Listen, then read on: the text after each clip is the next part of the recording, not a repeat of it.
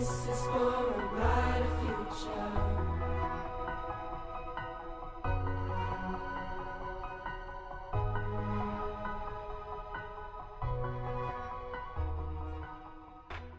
We are continuing our profile of the 2016 Grammy Music Educator Award finalists. We want to thank our sponsors at Soundtrap, a Google for Education partner where you can make music and podcasts online, a collaborative tool for the modern classroom.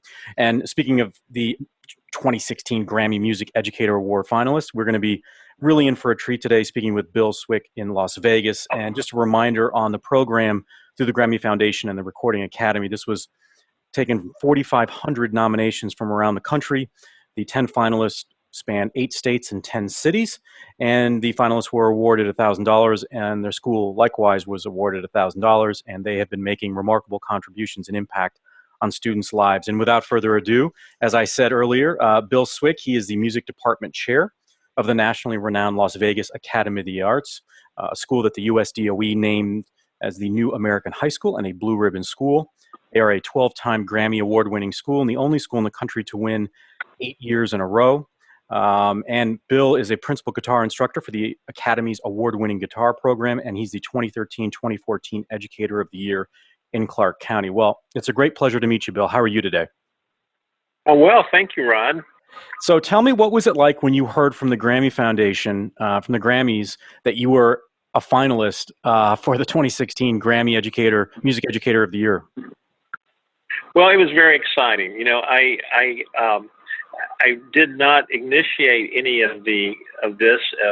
My principal did it quietly and didn't tell me that he had nominated me. But he's quite the writer, and I got in that top 240 based on 100% on his skill for writing a nomination. And then I had to do some videos, and they were very specific and a very specific number, very specific minutes, and the content was very specific. And I did those and got those submitted. And then the next thing I heard, it was months later, that I was in the top 25. And that in itself was a big surprise. And then a few months later, I found out that I was in the top 10, which was really a treat. I was just very excited about that. What was the response like from your students? Well, my students are kind of numb to award winning at our school, Sure. and I don't mean that to be arrogant. It's just that we do win a lot of awards, and not just the guitar department, but the entire music department and theater department, the dance department. So our students are accustomed to winning. I mean, that's what we do, because we focus on excellence, and that's our goal, and we do participate in a lot of things. And so it's just one more accomplishment, and my students are a little maybe just not as interested in it as if it were just a regular high school. It sounds like you're very, in essence, you're very lucky at that school that you have, it sounds like, the support in the community that is not only used to sort of a winning tradition, but potentially just a culture and climate that obviously the arts, I mean, it's it's in the name of the school, but that is so supported in such a positive way, unlike, what a lot of schools and music directors have to basically compete with when they're not at an environment potentially that's like the Las Vegas Academy of the Arts. Well, I do know that quite well, and I've taught at other schools besides Las Vegas Academy, so I do know what that's like. And so I do know that we're all very blessed, that those of us who are at this school, because it can be very different. Not all administrators are supportive, and as more principals get more power, we see music departments being crippled or even eliminated at some schools, which is disheartening. And so, yes, we're very blessed that we know we can come to school every day, and our administration here is going to support what we do in terms of helping students become better in performing arts.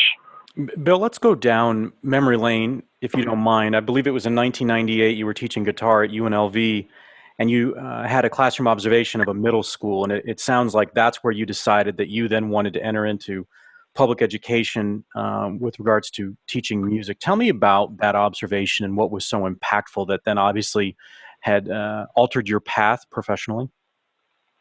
Well, all my life, particularly very young, I knew I wanted to teach college and teach college guitar, and I fulfilled that dream. And I had taught at Drake University first, then I had transferred to University of Nevada, Las Vegas, and that's how I got to Las Vegas in 1982. And so 16 years later, after moving to Las Vegas, I had the head of fine arts from the Clark County School District approach me and say, I just want you to go over and see this guitar class. We hired a guy to teach guitar, and I don't know if he's any good or not. I just want you to go over and take a look and report back to me. So I made arrangements to go do an observation at Becker Middle School, and there's Bob Morris, who's teaching he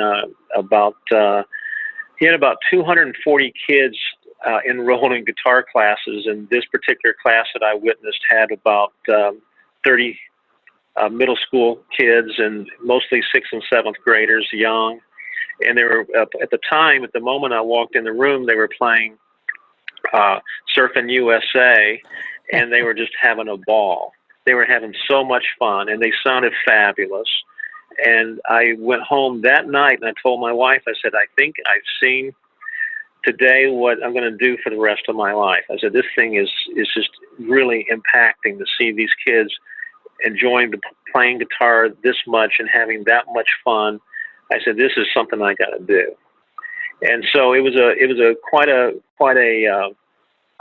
change to go from teaching college to getting licensed to teach in public school. So I actually had to go to school for a year part-time just to get the credentials to teach public school. But I did do it. It was quite a sacrifice, but it worth every bit of it.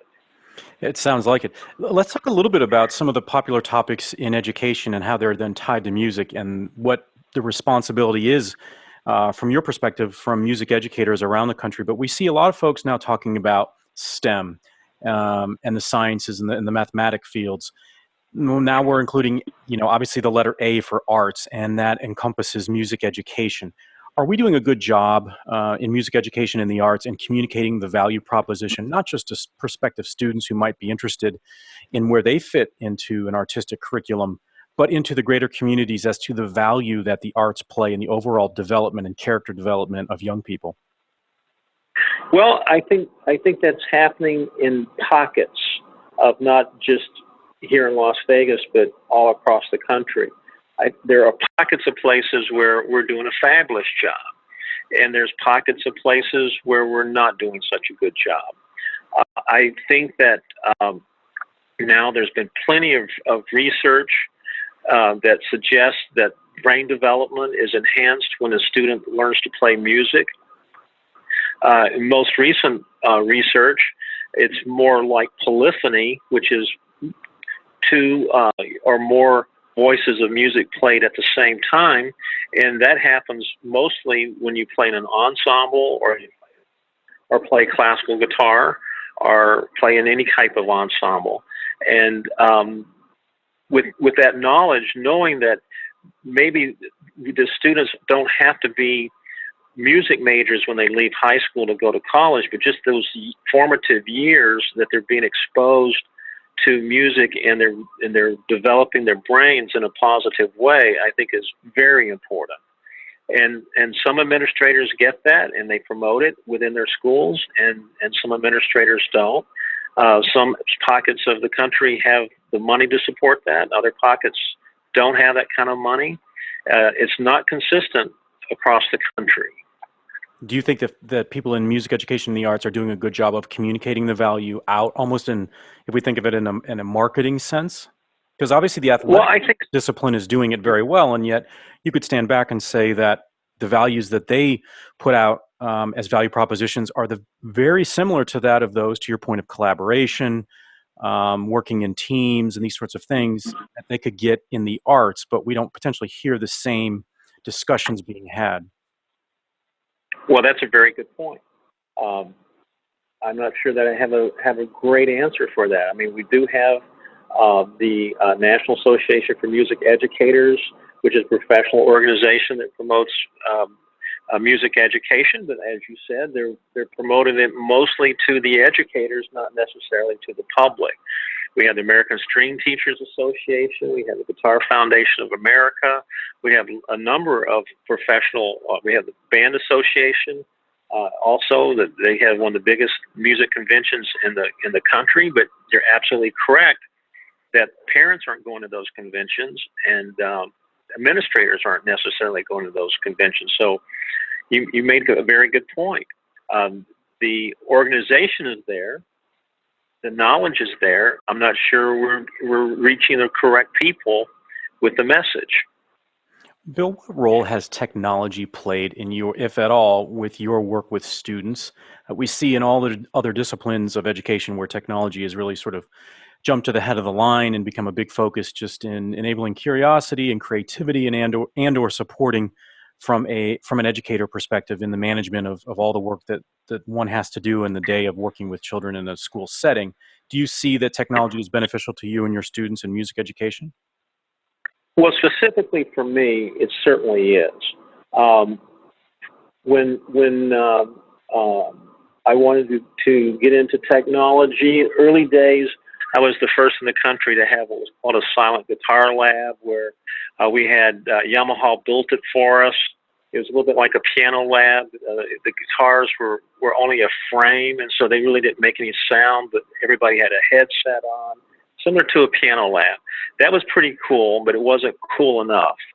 And when iPads came out, I bought iPads for every kid, and we got rid of the silent guitar lab, and we had guitars that could hook up directly to an iPad, and we were doing some really cool things with that.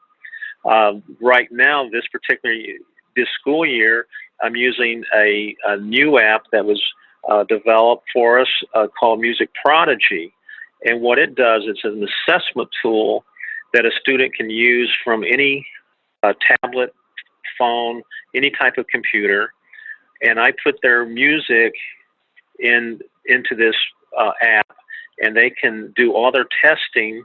They can play it as many times as they want until they achieve the score that they want. And then I get that score right into my grade book. So that's a pretty cool deal, because I can see how much time a student practices every week. It's almost a little like Big Brother in some extent, and that I see the hours that they spend each week in practicing. I see their scores.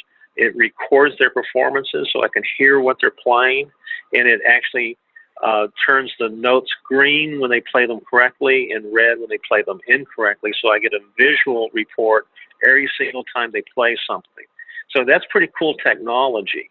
And it's one that I promote very strongly to my colleagues to use, because it's a real motivator, and our goal ultimately is to have mastery in our performance. And the title of this app is Music Prodigy, and so that's the whole goal, is to reach mastery, which in this situation for school-based is 100% accuracy.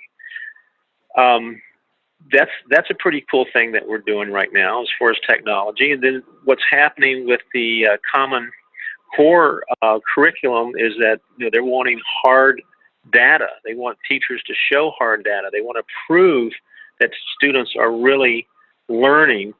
And with Music Prodigy, it actually shows a percentage of growth every day and every week and every month for every student. So if the first time they played a piece, they got a 87, and they played it 6 more times to get a 100, and they had a 13% growth that week.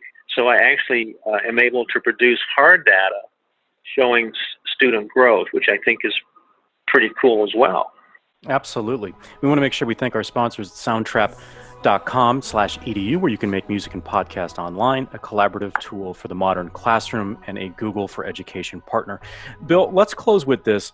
Tell me what advice you would have for the music educator that potentially is at let's just say, a traditional public school that is not an arts specific school like Las Vegas Academy of the Arts, in ways that they can continue to spread the message of the value of what they're doing to a very large student population. I would imagine that there are lots of professional colleagues of yours that are always curious as to the advice you have, given the environment that you're in.